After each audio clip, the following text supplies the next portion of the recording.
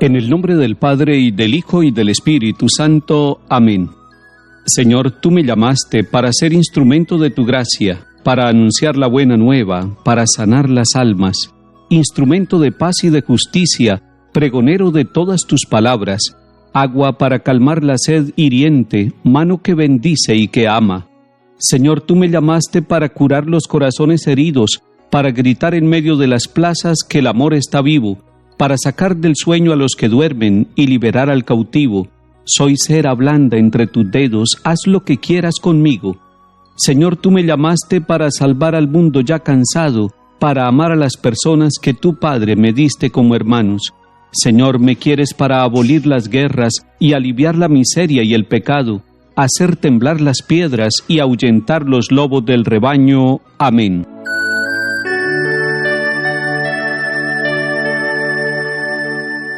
Lectura del libro de Jeremías, capítulo 26.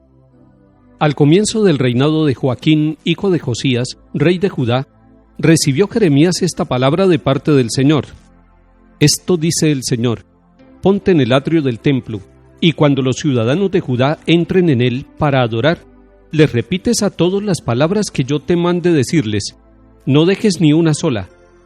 A ver si escuchan y se convierten cada cual de su mala conducta, y así me arrepentiré yo del mal que tengo pensado hacerles a causa de sus malas acciones.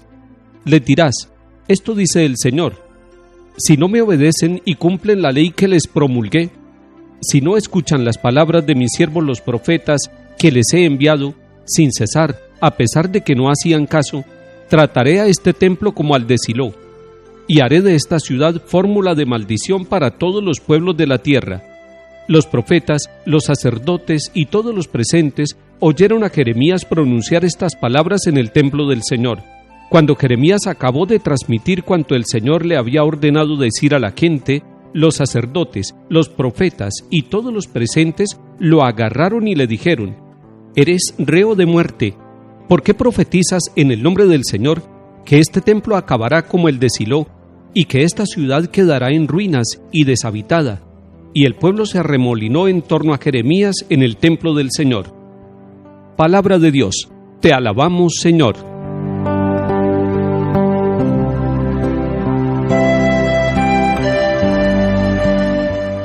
Qué importantes son los profetas de todos los tiempos. Profeta es el que habla en nombre de Dios, no el que habla en nombre propio. Profetas son todos los bautizados hombres y mujeres que en el nombre del Señor hablan no solamente con su palabra, sino también con su vida. Pero así como decimos que es muy importante la misión de los profetas de todos los tiempos, también tenemos que decir que no se han acabado los profetas, que nosotros estamos llamados a una profecía de cambio, de transformación, de conversión, una profecía que es capaz de denunciar todos los pecados y maldades de cada uno de nosotros y de todo el pueblo. Pero la profecía no es solamente la denuncia, la profecía es también el anuncio de la buena nueva, es el anuncio de la salvación, es el anuncio de la misericordia. Necesitamos profetas de esperanza en nuestro tiempo, hombres y mujeres que con su vida sean capaces de profetizar la bondad y el amor de Dios, la misericordia y el perdón, que tienen fuerza para transformar las personas y para transformar la historia de los pueblos. Y así como estamos diciendo que no se han acabado los profetas y que en nuestro tiempo hay mucha profecía, tenemos que decir también que la misión de profeta es bien difícil. La misión de profeta pone en riesgo la vida del profeta. El profeta siempre está en riesgo porque el mensaje que el Señor manda a su pueblo no siempre es recibido con agrado. Muchas veces es rechazado no solamente el mensaje, sino al portador del mensaje. Y es lo que estamos viendo en el capítulo 26 del profeta Jeremías. Les recomiendo que tomen el capítulo 26, y si usted es un hombre o una mujer que ha tratado de vivir en el nombre del Señor, que ha tratado de hablar en el nombre del Señor, de dar testimonio, y ha recibido rechazo, amenazas contra su propia vida y contra la vida de su familia, coge este capítulo 26 para que se llene de la fuerza del Señor, mirando cómo Jeremías es capaz de ir y anunciar obedientemente la palabra que el Señor le manda. Y el Señor le ha dicho que no vaya a faltar ninguna de las palabras, que hable con claridad. Y el profeta, obedeciendo a Dios, va y se para en el atrio del templo y empieza a profetizar, empieza a decirles en el nombre del Señor que a este templo de Jerusalén, hermoso, majestuoso, con una gran arquitectura, orgullo de los israelitas, le va a suceder a este templo igual que al templo de Silo. ¿Y qué fue lo que le pasó al templo de Silo? Recordemos que en Silo era donde estaba el sacerdote Elí, era una ciudad importante, diríamos que es casi la primera capital del pueblo de Israel. Allí estaba el arca de la alianza del Señor, pero el pueblo se olvidó de Dios, el pueblo le dio la espalda a Dios, amaba el templo pero no amaba lo que estaba dentro del templo, amaba el templo pero se olvidó de darle gloria al Señor con su vida y con su palabra, con su forma de vivir, con su forma de trabajar, y por eso Silo fue totalmente destruida, porque le dio la espalda a Dios, porque pensó que podía vivir con su orgullo, con sus logros, y se olvidó del Dios que le había hecho posible construir el templo y construir la ciudad. El profeta Jeremías con esta denuncia nos está diciendo a todos nosotros, como le dijo al pueblo de Israel, que es muy importante el templo, que los templos de las parroquias, los templos de las ciudades, los templos de los pequeños pueblos son importantes, porque allí es donde se vive un encuentro litúrgico de oración y un encuentro espiritual con el Señor. Pero que el encuentro con el Señor no es solamente en el templo, que hay templos vivos, que son los huérfanos, las viudas, los pobres, los que han sido maltratados injustamente, aquellos que han sido despreciados, aquellos que están abandonados. Esos son los templos vivos, y cuando se sale del templo estructural, cuando se sale del templo arquitectónico, es necesario encontrar el templo viviente, el templo existencial, el templo de los seres humanos, el templo de nuestra propia familia. Haga de su casa un verdadero templo, haga de su lugar de trabajo un templo de las labores, haga del lugar donde usted vive un templo de las relaciones renovadas, donde haya justicia, donde haya verdad, donde haya capacidad de fraternidad, de compartir y de vivir la solidaridad. Si ustedes leen este capítulo 26 de Jeremías y buscan también el capítulo 7 de Jeremías, se darán cuenta que el Señor lo que está pidiendo no es que destruyamos los templos, sino que vivamos esa relación con el templo estructural y con el templo vivo en las actitudes que manifiesten que nos reconocemos como hermanos y que reconocemos a Dios vivo y presente en nuestra vida. A Jeremías lo declararon reo de muerte por hablar de esta manera. Puede ser que también hoy nos declaren reos de muerte. Tal vez nos amenacen por vivir la palabra que el Señor nos está ofreciendo. Lo importante es que usted, como bautizado en la Iglesia Católica, hombre o mujer, sienta que está llamado a entregar su vida por ser profeta de la verdad, por ser profeta del plan de salvación que el Señor quiere realizar en su vida y en la vida de toda la comunidad.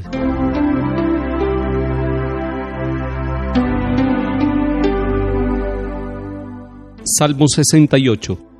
Más que los pelos de mi cabeza son los que me odian sin razón, numerosos los que me atacan injustamente. ¿Es que voy a devolver lo que no he robado? Por ti he aguantado afrentas, la vergüenza cubrió mi rostro. Soy un extraño para mis hermanos, un extranjero para los hijos de mi madre, porque me devora el celo de tu templo y las afrentas con que te afrentan caen sobre mí. Mi oración se dirige a ti, Señor, el día de tu favor, que me escuche tu gran bondad, que tu fidelidad me ayude.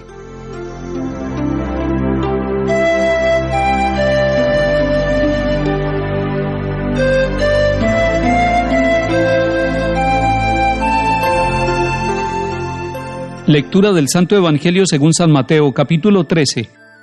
En aquel tiempo fue Jesús a su ciudad y se puso a enseñar en la sinagoga.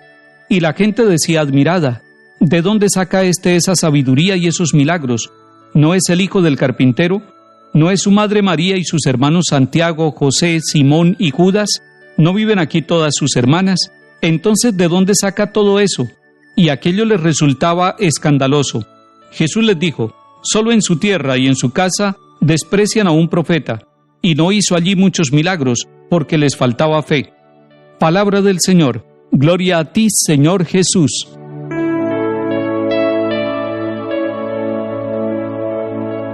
El capítulo 13 de San Mateo termina con la presencia de Jesús en su propia ciudad, allí donde se había criado, y se pone a enseñar en la sinagoga. Es el lugar de la enseñanza de los maestros, es el lugar donde los que saben la Sagrada Escritura pueden explicarla a la comunidad. Hagamos el esfuerzo de entrar en la admiración de los que lo están viendo. La gente de la propia ciudad donde Jesús se crió está mirando a uno de su propia tierra que habla como Dios, que vive como Dios, que tiene signos que solamente Dios puede realizar, pero que compartió con ellos y que por lo tanto conocen su propia familia, conocen al carpintero, conocen a María, conocen a toda la familia, los primos, la parentela, y entonces se preguntan ¿de dónde saca todo eso? No son capaces de reconocer todavía la grandeza de lo que ha sucedido en su propia tierra, la grandeza del Dios con nosotros, la grandeza de la revelación del Dios poderoso en medio de lo sencillo, en medio del trabajo, en medio de las manos encallecidas, en medio de la familia. Esa es la verdad que los admira, esa es la verdad que ellos no logran digerir, que no logran entender. Está sucediendo algo maravilloso. ¿De dónde saca este hombre toda la capacidad para hacer los signos que está realizando y para enseñarnos con esa claridad con que nos enseña? Y es que nosotros siempre nos sorprenderemos que en nuestra propia casa, que en nuestra propia familia, que en nuestra propia tierra, el Señor se revela y se manifiesta. Porque Él quiere estar donde nosotros estamos, porque Él quiere revelarse en medio de los sencillos, porque Él quiere manifestar en medio de la humildad de nuestra vida la grandeza de su amor, de su poder, de su misericordia. Y por lo tanto, lo que está sucediendo con el pueblo que se admira ante la presencia maravillosa de Jesús, ese gran predicador, ese hombre lleno de milagros a quien todavía no pueden reconocer como el Hijo de Dios, es lo que sucede en nuestras vidas, es lo que sucede en nuestras familias. A veces no tenemos ojos para contemplar al Dios maravilloso en nuestra casa. A veces no tenemos oídos para escuchar su voz. A veces no tenemos palabras para dialogar con Él. A veces no tenemos corazón suficiente para reconocerlo, pero Él, con toda su maravilla, aunque no cabe en nuestra casa, aunque no cabe en nuestro pueblo humilde, aunque no cabe en nuestra historia personal, muchas veces marcada por el pecado, sin embargo allí está la presencia de Dios. Él se sigue revelando, Él se sigue manifestando, así como lo tenemos en la Eucaristía. Y la Eucaristía se celebra en el pueblo más humilde de nuestra región y del mundo entero, así como lo tenemos en la palabra de Dios, y la Biblia está presente allí en las casas de las familias pobres y humildes, así como lo tenemos en los sacramentos, y todos los familiares nuestros y los más sencillos hemos recibido los sacramentos y por lo tanto hemos recibido la grandeza de la presencia de Dios. Así también los habitantes de la tierra de Jesús no lograban entender esa maravilla de la revelación de Dios. Hoy estamos llamados a abrir nuestros ojos, a abrir nuestro corazón, porque el Señor seguirá caminando con nosotros y manifestando su grandeza, su cercanía y su amor por nosotros.